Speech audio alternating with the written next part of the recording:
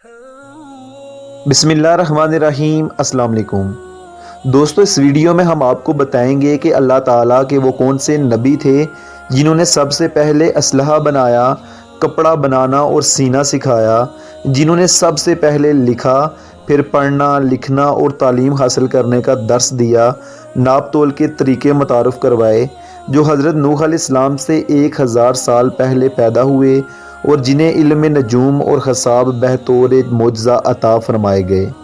اس سے پہلے معزز، خوبصورت اور خوب سیرت ناظرین کرام سے محبت بری گزارش ہے کہ ہمارا چینل سبسکرائب کر لیں اور ساتھ ہی بیل کا بٹن بھی دبا دیں تاکہ ہماری ہر نئی معلوماتی ویڈیو کا نوٹیفیکیشن آپ کو ملتا رہے۔ تو چلتے ہیں اپنے ٹاپک کی طرف۔ معزز ناظرین کرام، حضرت شیس کا انتقال ہوا تو کچھ عرصے بعد ان کے پیروکار بہت محدود تعداد میں رہ گئے۔ قابیل کی اولاد نے کفر و شرک، بدکاری و بے حیائی کا بازار گرم کر رکھا تھا۔ زناکاری اور شراب نوشی عام تھی۔ پاکیزہ رشتوں کی پہچان ناپید ہو چکی تھی۔ بتوں اور آگ کی پوجا کی جا رہی تھی، گویا دنیا پر شیطان اور اس کے حواریوں کا راج تھا۔ حضرت آدم علیہ السلام اور حضرت شیس کی قائم کردہ شرعی حدود اور احکامات الہی کو پامال کیا جا رہا تھا، اور یہی وہ وقت تھا کہ جب اللہ عز و جل نے اس بگڑی قوم میں ایک نبی مبعوث کرنے کا فیصلہ کیا، اور اس منصب کے لیے حضرت شیس کی نسل سے حضرت ادریس علیہ السلام کا انتخاب کیا گیا۔ حضرت ادریس علیہ السلام میں وہ تمام خوبیاں موجود تھیں جو اللہ کے نبی میں ہونی چاہیے۔ آپ علیہ السلام حضرت آدم علیہ السلام کے دین کے پیروکار، نہایت عبادت گزار، متقی، پرہیزگار اور انتہائی سچے انسان تھے۔ حضرت ادریس علیہ السلام اللہ تعالیٰ کے تیسرے نبی تھے جو حضرت آدم علیہ السلام اور حضرت شیس علیہ السلام کے بعد نبوت کے جلیل القدر منصب پر فائز ہوئے۔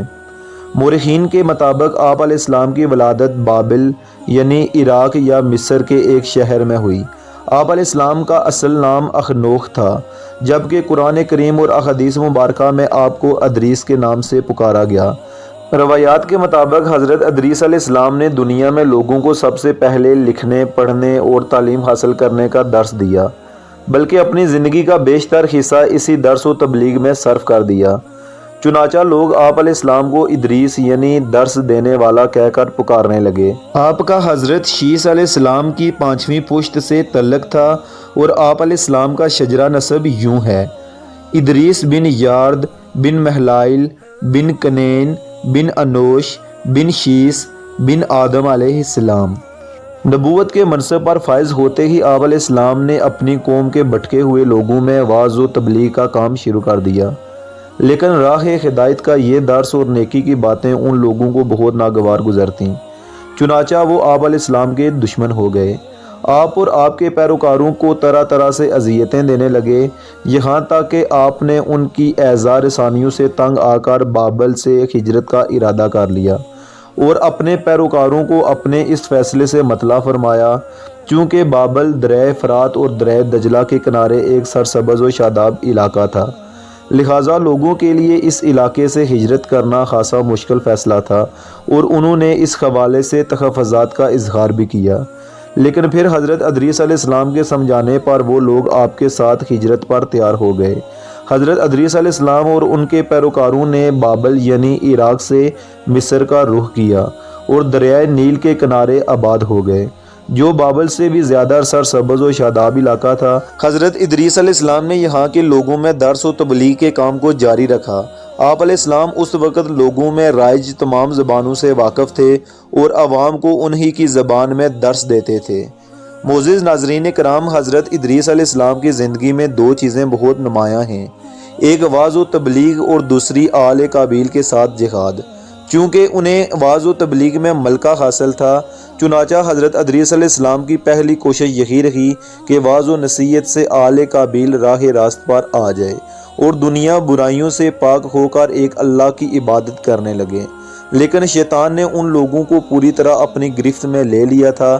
جب آپ علیہ السلام ان سے اللہ کی وحدانیت کی بات کرتے، ایک اللہ کی عبادت کی نصیحت کرتے، برائیوں کو چھوڑنے کی تلقین کرتے، تو یہ باتیں ان لوگوں کو بہت ناگوار گزرتیں، اور وہ آگ بگولا ہو کر انہیں اذیتیں دیتے، تمسخر اڑاتے، پتھر مارتے۔ دراصل ایک طویل عرصے تک شیطان کے زیر اثر رہ کر یہ لوگ شرک و کفر اور برائیوں کی دلدل میں گردن تک دھنس چکے تھے۔ خواتین و حضرات، دنیا واضح طور پر دو گروہوں میں تقسیم ہو چکی تھی، ایک شیطان کے پیروکار اور دوسرے اللہ رب کائنات کے ماننے والے۔ حضرت ادریس علیہ السلام اس صورتحال پر بڑے دل گرفتہ اور پریشان رکھا کرتے تھے۔ آپ علیہ السلام نے لاکھ کوشش کی کہ کسی طرح تبلیغ کے ذریعے ان لوگوں کو راہ راست پر لایا جا سکے، لیکن جب کوئی صورتحال نظر نہ آئی تو انہوں نے اللہ تعالیٰ کے حکم سے ان لوگوں کے خلاف جہاد کا فیصلہ کیا۔ انہوں نے اللہ اور اس کے پیغمبر پر ایمان رکھنے والے نوجوانوں کی ایک جماعت کے ساتھ آل قابیل کے ساتھ جہاد کیا، جس میں اللہ تعالیٰ نے انہیں کامیابی عطا فرمائی اور بہت سے لوگ دین حق کی جانب راغب ہو گئے۔ معزز خواتین و حضرات، حضرت ادریس علیہ السلام کا قرآن مجید میں 2 مرتبہ ذکر آیا ہے۔ سورہ مریم میں اللہ تعالیٰ فرماتے ہیں اور اس کتاب میں ادریس کا ذکر بھی کیجیے، بے شک وہ بڑے سچے نبی تھے اور ہم نے ان کو بلند رتبے تک پہنچایا۔ سورہ انبیاء میں اللہ تعالیٰ نے فرمایا اور اسماعیل اور ادریس اور ذو الکفل کا تذکرہ کیجیے، یہ سب احکام الہیہ پر ثابت قدم رہنے والے لوگوں میں سے تھے۔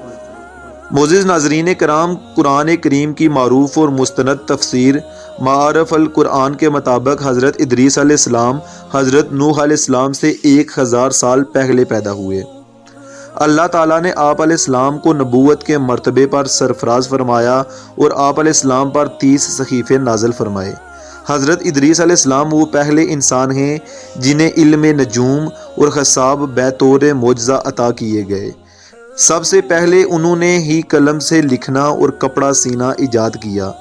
ان سے پہلے لوگ عموماً جانوروں کی کھال لباس کے طور پر استعمال کرتے تھے۔ پھر یہ کہ سب سے پہلے ناپ تول کے طریقے بھی آپ علیہ السلام نے ہی متعارف کروائے اور اسلحہ بھی آپ علیہ السلام نے ایجاد کیا۔ آپ علیہ السلام نے اسلحہ تیار کر کے بنو قابیل سے جہاد کیا۔ علامہ ابن اسحاق کا کہنا ہے کہ دنیا کا سب سے پہلا شخص جس نے قلم سے لکھا حضرت ادریس علیہ السلام ہیں۔ خلال بن سیار کہتے ہیں کہ حضرت ابن عباس رضی اللہ تعالیٰ عنہ نے حضرت کعب رضی اللہ تعالیٰ عنہ سے پوچھا کہ قرآن پاک کی اس آیت اور ہم نے ان کو اونچی جگہ اٹھا لیا کا کیا مطلب ہے؟ تو حضرت کعب نے فرمایا کہ اللہ عز و جل نے حضرت ادریس علیہ السلام کی طرف وحی بھیجی کہ میں تمہیں ہر روز تمام بنی آدم کے اعمال کے برابر درجات دیتا ہوں۔ اس سے مراد اس زمانے کے تمام بنی آدم ہیں۔ تو حضرت ادریس علیہ السلام نے چاہا کہ پھر تو اعمال میں اور اضافہ ہونا چاہیے، لہٰذا جب ادریس علیہ السلام کے پاس فرشتے آئے تو انہوں نے وحی کا ذکر کرتے ہوئے کہا، میں چاہتا ہوں کہ ملک الموت سے بات کروں اور پوچھوں کہ کب تک میری زندگی باقی ہے۔ فرشتے نے حضرت ادریس علیہ السلام کو اپنے پروں پر اٹھایا اور انہیں لے کر آسمان کی طرف بلند ہو گیا۔ جب وہ چوتھے آسمان پر پہنچے تو ان کی ملاقات ملک الموت سے ہو گئی جو نیچے اتر رہے تھے۔ حضرت ادریس علیہ السلام کے دوست فرشتے نے ملک الموت سے حضرت ادریس علیہ السلام کے بارے میں ذکر کیا تو اسرائیل علیہ السلام نے پوچھا، حضرت ادریس کہاں ہیں؟ فرشتے نے جواب دیا، وہ میری پشت پر ہیں۔ اس پر ملک الموت نے حیرت کا اظہار کرتے ہوئے کہا کہ واہ، تعجب ہے، مجھے پروردگار کی طرف سے کہہ کر بھیجا گیا ہے کہ حضرت ادریس علیہ السلام کی روح چوتھے آسمان پر قبض کر لو۔ تو میں نے سوچا کہ وہ تو زمین پر ہیں، ان کی روح چوتھے آسمان پر کیسے قبض کروں؟ ابھی اسی سوچ و بچار میں تھا اور زمین پر اتر رہا تھا کہ تم انہیں لے کر چوتھے آسمان پر آ گئے۔ پھر ملک الموت نے اللہ کے حکم سے ان کی روح قبض کر لی۔